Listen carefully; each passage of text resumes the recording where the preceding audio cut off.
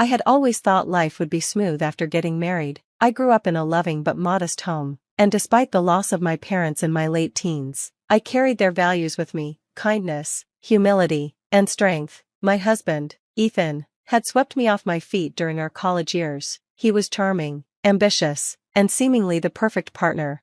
At first, his family seemed welcoming enough. His mother, Eleanor, would flash a polite smile, though it never quite reached her eyes. His father, Gerald, was a man of few words, but his disapproving glances often lingered a little too long. Still, I chose to see the best in them because I loved Ethan. We moved into the large family estate soon after our wedding, as per Eleanor's insistence. She claimed it was only temporary until we could save for our own home. It seemed generous at first, but little did I know, I was walking into a gilded cage. Things started subtly, almost imperceptibly. I began to notice how Eleanor would frequently compare me to their family friends' daughters-in-law, who were doctors, lawyers, or heirs to substantial fortunes. You know, Olivia managed to host a charity gala for 300 guests all by herself, Eleanor once said, her tone dripping with feigned admiration. Isn't that impressive, Ethan? I smiled, feeling the sting but brushing it off. That does sound impressive, I replied. She's a natural, Eleanor continued, her gaze cutting into me. Not everyone has the upbringing for it. Ethan didn't defend me, he didn't even notice. It was easier to let these comments slide than to start a conflict. At least, that's what I told myself. Soon, Eleanor began treating me less like a family member and more like staff. She'd leave lists of tasks for me to complete during the day, ironing their clothes, polishing the silverware, and preparing dinner. Initially, I tried to comply, thinking it was a way to earn her approval, but no matter how hard I worked, it was never enough. One evening, after spending hours preparing a 3-course meal for the family, Eleanor frowned as she tasted the soup. It's too salty, she declared, pushing the bowl aside. Do it again tomorrow, and please, follow the recipe this time. Ethan said nothing, he didn't even meet my eyes. Ethan's long hours at work left me alone in a house that didn't feel like home. I tried to focus on hobbies, even attempted to make friends in the area, but Eleanor discouraged me.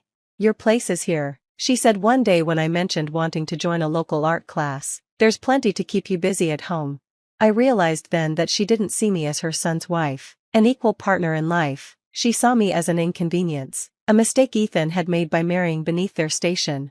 But I still held on to hope. I loved Ethan, and I believed he loved me. Surely, he would see how his family was treating me and put a stop to it, wouldn't he? The turning point came during a family dinner. Gerald invited one of his business associates, a powerful and wealthy man named Mr. Hawkins. As we prepared for the evening, Eleanor's instructions became relentless. Make sure the linens are pressed perfectly, she snapped, and don't embarrass us in front of Mr. Hawkins. He values class, and you're still learning. Her words stung, but I nodded and set the table with care. When Mr. Hawkins arrived, I was introduced briefly, before being relegated to the kitchen. I overheard snippets of their conversation as I served hors d'oeuvres. She's very lucky to be part of this family, Gerald was saying. Ethan is too kind, he could have married anyone, but he has such a big heart. The implication was clear, I was a charity case. My face burned with humiliation, but I kept my composure. The night dragged on, and by the end, I was left cleaning up alone. Ethan didn't even offer to help. I finally broke down in the dimly lit kitchen, tears streaming down my face as I scrubbed dishes, wondering how my life had come to this. I didn't know it then, but that dinner would set in motion a series of events that would change everything. The aftermath of the dinner left me emotionally drained. My days were starting to blur together, each one a copy of the last, cleaning, cooking, and being invisible in a house that should have been my sanctuary. But something about that night lingered in the back of my mind, an invisible weight pressing down on me.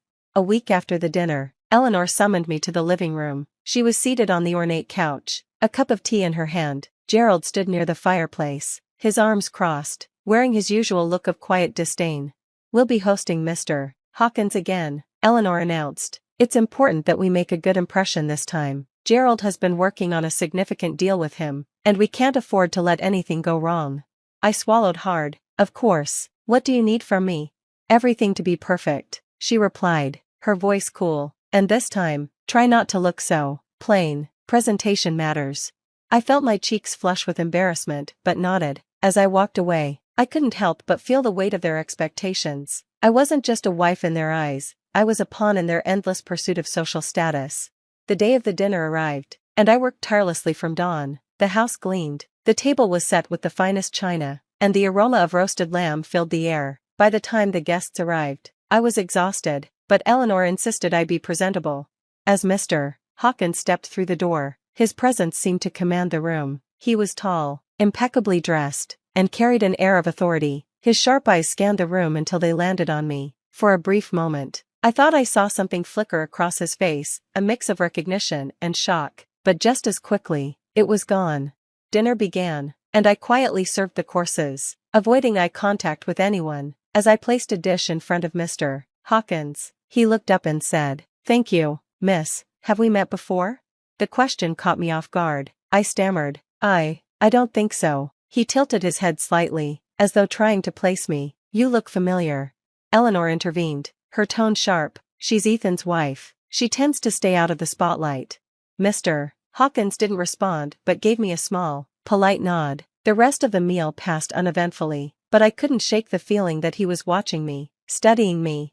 The next morning, while cleaning up the dining room, I heard a knock at the front door. Expecting it to be a delivery, I opened it without much thought. To my surprise, it was Mr. Hawkins.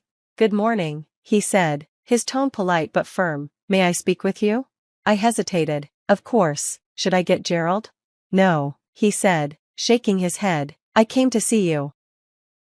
He stepped inside, and I led him to the sitting room, my mind racing. What could he possibly want? As he sat down, he studied me carefully. "I was up all night thinking," he began. "I couldn't shake the feeling that I've seen you before." I frowned, unsure where this was going. "I don't think we've met." "Perhaps not directly," he said, pulling out his phone. "But does this look familiar?" He showed me a photograph. My breath caught in my throat. It was of my parents. They were younger, smiling brightly at what looked like a formal event, and standing next to them was a younger version of Mr. Hawkins. How do you have this?" I whispered. "I was close friends with your parents many years ago," he said, his voice softening. "Your father and I worked together, and your mother was like a sister to me. When I saw you last night, I couldn't believe my eyes." "You're their daughter, aren't you?"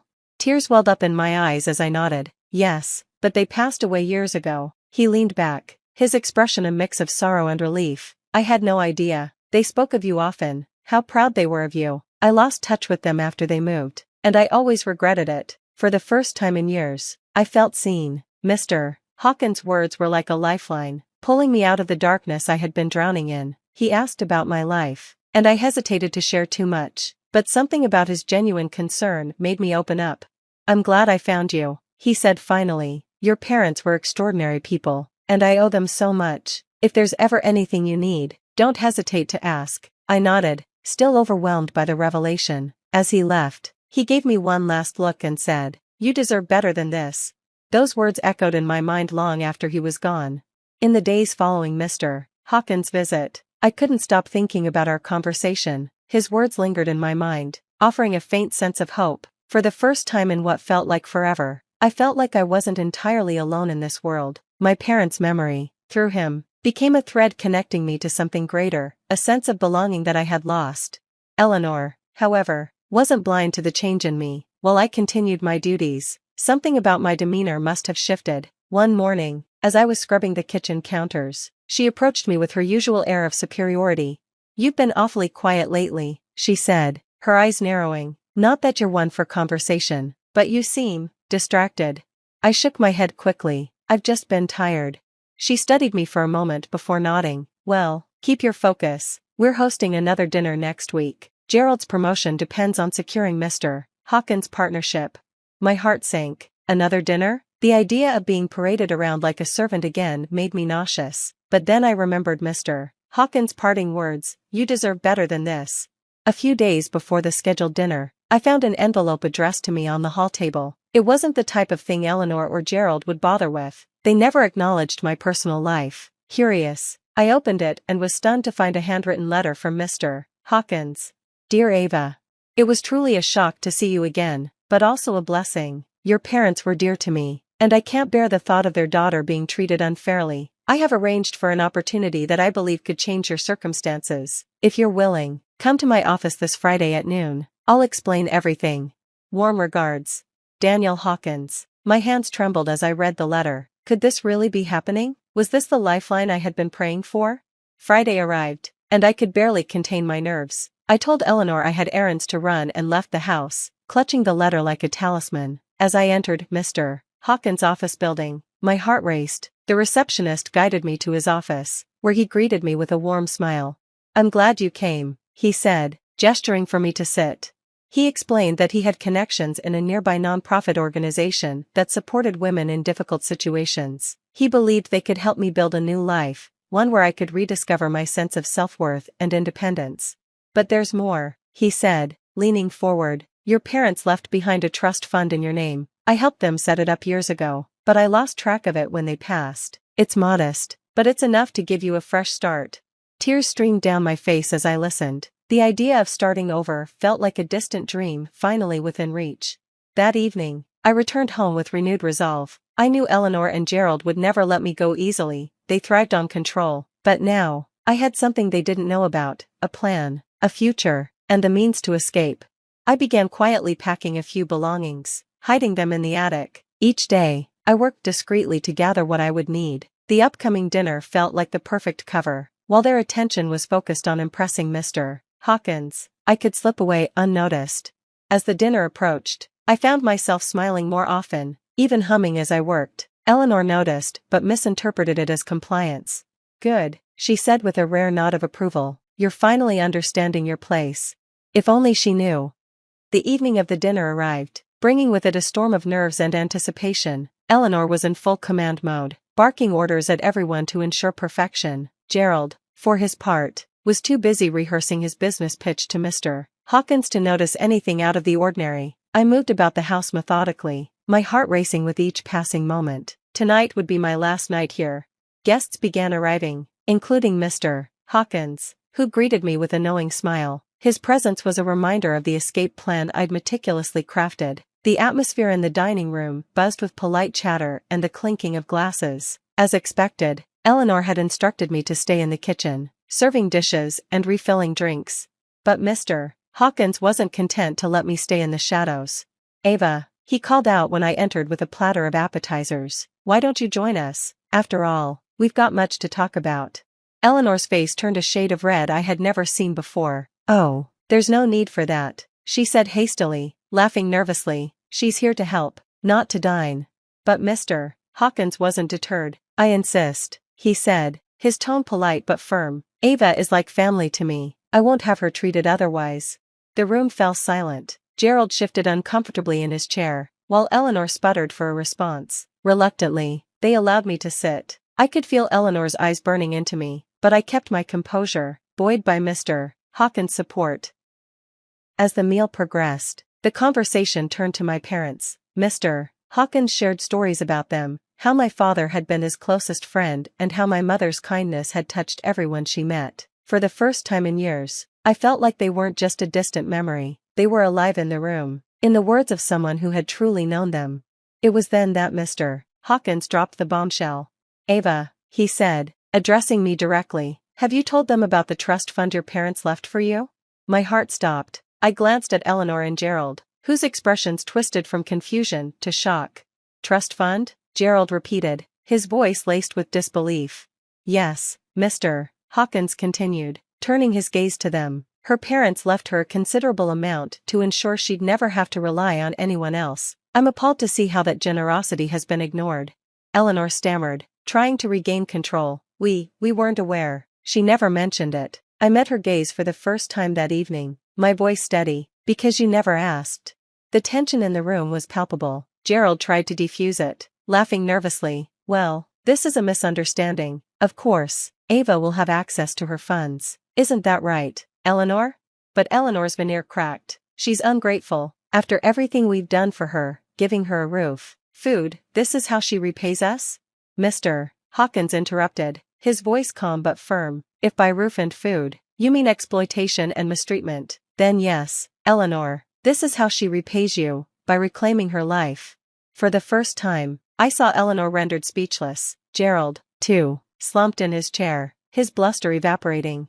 After dinner, I quietly gathered the bag I had packed and headed for the door. Mr. Hawkins followed, offering me a ride to the apartment he had arranged for me through his nonprofit connections. As I left, I felt a mixture of emotions: relief, empowerment, and a bittersweet sense of closure. Eleanor and Gerald didn't even try to stop me. They must have realized their grip on me was broken.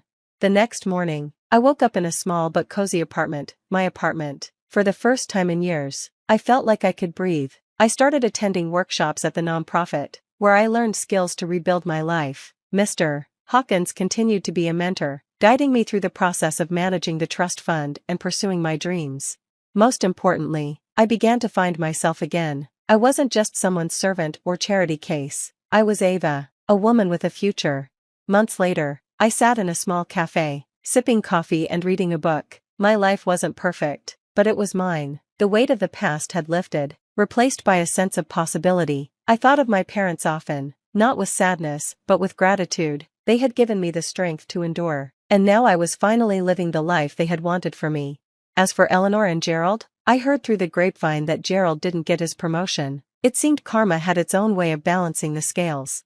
But I wasn't focused on them anymore. My life was ahead of me, and I was ready to embrace it.